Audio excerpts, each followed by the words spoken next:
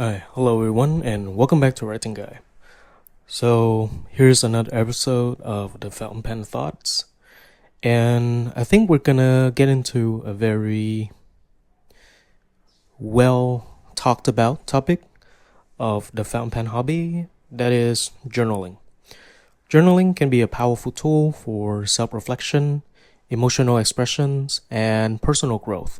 However, it's easy to fall into some of the common traps that can hinder our journaling practice.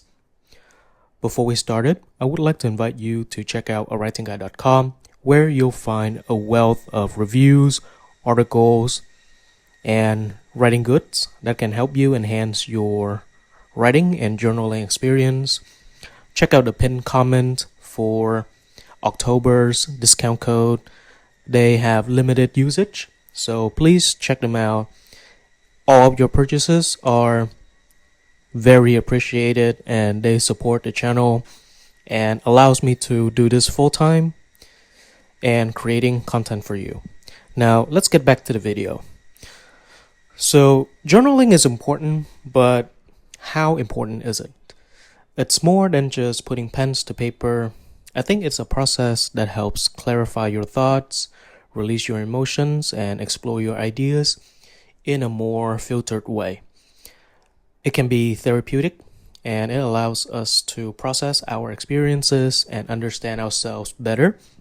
But many people start journaling with high hopes only to find themselves struggling to maintain the practice. This often leads to frustration and abandonment of what could be a transformative habit. Here are some of the most common mistakes that can derail your journaling journey. Mistake number 1 is setting unrealistic expectation. One of the biggest mistakes people make when starting a journaling practice, it's setting unrealistic expectations. You might think you need to write a novel every day or craft the perfect eye candy Instagram looking pages, but it's really not. You can start really small. Begin with small, manageable goals. Aim for just a few sentences or a short paragraph each day. This makes journaling feel less daunting and allows you to build a habit without overwhelming yourself. Consider using prompts or guided journaling exercises to help spark your thoughts. These can be served as gentle nudges to get you started, making it easier to fill the pages without the pressure of crafting the perfect entry. Mistake number 2 is comparing your journal to others. On Instagram, on YouTube, there are countless guides and journal inspiration, and it's kind of easy to fall into the trap of comparing your messy journal with others' beautiful, well-crafted pages. You might scroll through lots of bullet journal girls with stickers and well-written handwriting, but it's not really the case. And the goal is to focus on your own journey. Remember, journaling is a personal experience. What matters most is that you're expressing your thoughts and feelings in a empathetical manner with yourself. Your journal doesn't have to look like everyone else. Embrace your unique style and focus on what journaling means to you. You might even find inspirations in your peers' journal, but it should something that you like yourself instead of it discouraging you. So that is that. Next is overthinking your entries. Many people struggle to write the first line and the first sentence. You might find yourself staring at a blank page, worrying about what to write or how it will sound. This can lead to frustration and ultimately to giving up the practice altogether. One way to combat this is to write freely. Set a timer for 5 to 10 minutes and just dump out what you think. No censoring. Ignore the grammar mistakes, ignore the spelling mistakes. Just let it out. It's kind of like a brain dump in a way. Another effective technique is to focus on stream of consciousness. Whatever comes to mind, describe it without filter. Use swear words if you need to. And this practice can lead to surprising insights and foster creativity. The next error that you might do is to keeping your journal too private. While it's essential to have a safe space for your thoughts, keeping your journal too private can lead to isolation and you eating away at your own negative energy. You might be hesitant to share your experiences, and it leads to fearing judgment and misunderstanding. So sometimes it's best to show a few pages to your friends and your family. The human intuition is really powerful, and you can really see how people react to it, and they can actually let you reflect on your own entries, and they might get you out of a rut. Remember, journaling can be a solitary practice, but it doesn't have to be isolating. Sharing your thoughts can foster deeper connections and allow you to see your experiences from a different perspective. Number 5 is being inconsistent. Inconsistency can be a significant hurdle in developing a journaling habit. Life gets busy and it's easy to let it go just for a few days. Now, I am guilty of this myself.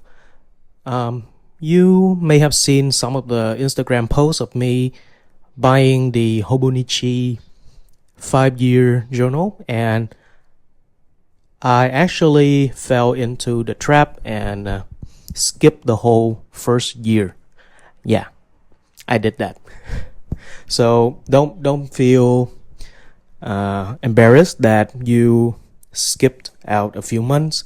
Now go back to the page that you are, how should I say, you left blank, and start again. It's okay. And the way to combat this is to create a routine and start with the smallest amount of work. Maybe just a word that you like that day, and go from there. Maybe some sentences, and before you know it, you will like writing a lot more. Mistakes number 6 is ignoring the process. Many people focus solely on the end results, what they have written, like full pages and beautiful drawings, rather than the process of journaling itself, where you just write because you want to fill in the day, you want to tick the box, and you don't enjoy the task of writing at all. So the solution is to embrace the journey and shift your mindset to appreciate the process of writing. And it's not about the means to an end. It's about getting into that zone of ignoring the world and be yourself with your thoughts, I would say. Journaling is about self-discovery, and each entry is a step on it. So take your time. All right. Mistake number 7 is neglecting to review and reflect. Now, whatever you do, sorry, it's raining, so you might hear some thunder and raindrops, but we're gonna pull through this video. Okay, guys? Now, mistake number 7 is neglecting to review and reflect your entries. Another common mistake is not looking back at what you have written. So spend some time, maybe once a week or once a month, read what you have written once again. And reflecting on your entries can help you identify patterns, especially your thought process and awareness, and it helps a lot. You might also consider summarizing your reflection at the end of the month, and this can help create a snapshot of your whole month, helping you track your growth and understand your evolving thoughts and feelings. The next one is focus solely on negative experience. Lots of people only write when they have something sad, something dreary and dreadful they want to write. So, yeah, it's essential to express negative feelings and experiences, but this can make your writing a bit like a burden than a sort of relief. Like when you write out your negative thoughts, the best thing to do after that is to let it go and to balance your entry. So if you write something negative, combat that with one or two positive things throughout your day. It can be small and it can happen.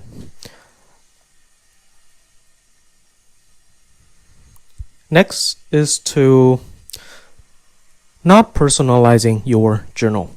Another mistake, using a generic journal without making it your own.